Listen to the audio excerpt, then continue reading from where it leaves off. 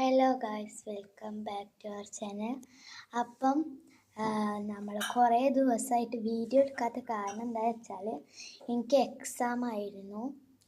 ഇപ്പം എക്സാം കഴിഞ്ഞിട്ടൊന്നുമില്ല. എന്നാലും ഒരു വെറൈറ്റി ഉണ്ടാക്കുമ്പോൾ നോമ്പ് തുറക്കാൻ വെറൈറ്റി ഉണ്ടാക്കുമ്പോൾ വീഡിയോ എടുക്കാമെന്ന് വിചാരിച്ച്. അപ്പം ഇന്ന് നമ്മൾ ഉണ്ടാക്കാൻ പോകുന്നത് കാരമൽ പുഡിംഗ് ആണ് കേട്ടോ. ഈ ഒരു പെട്ടി ഇതിൻ്റെ ഉള്ളിലുള്ള ഇൻഗ്രീഡിയൻസ് വെച്ചിട്ട്. അപ്പോൾ ആദ്യം തന്നെ ഇങ്ങനത്തെ 2 ബൗൾസ് എടുക്കണം. ആദ്യം തന്നെ നമുക്ക് രണ്ടിലേക്ക് സോസ് പൊറിയണം. സോസല്ല, കാരമൽ.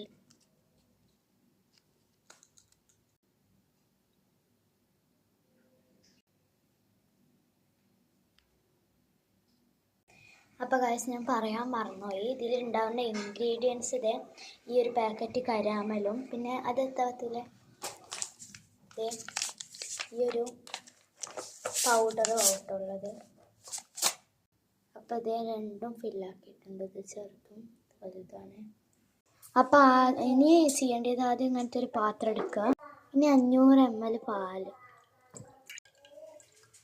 ഇനി നമ്മൾ ഈ പാക്കറ്റിൽ കിട്ടിയ എല്ലാ ഫുള്ള് പൊടിയും പൗഡറും ഇതിലേക്ക് ഇടണം.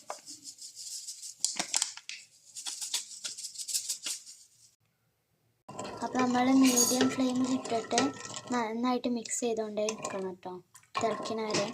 അപ്പോൾ അത് ഇങ്ങനെ ഒരു തിക്ക് കൺസിസ്റ്റൻസിയിലായതിനു ശേഷം നമ്മൾ ഓഫാക്കണേ. ഇനി നമ്മൾ ഇതിലോട്ട് ഒഴിച്ചു കൊടുക്കണം.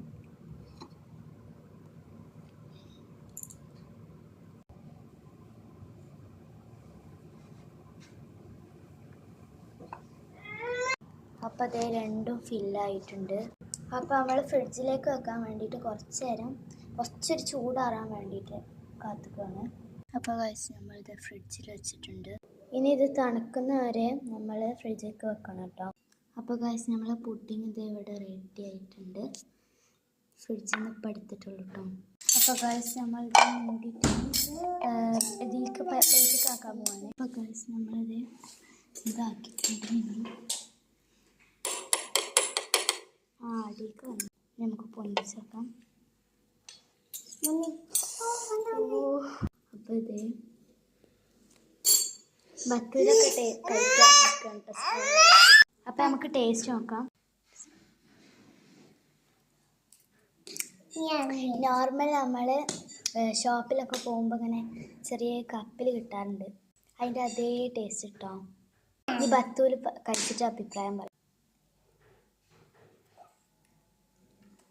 അപ്പോൾ ബത്തൂൽ അടിപൊളിയാണെന്ന് പറയാം. അപ്പോൾ ഇത്രയുള്ള ഗൈസ് നമ്മളെ വീഡിയോ എല്ലാവരും ലൈക്കും സബ്സ്ക്രൈബും ചെയ്യാൻ മറക്കല്ലേ. ടാറ്റാ.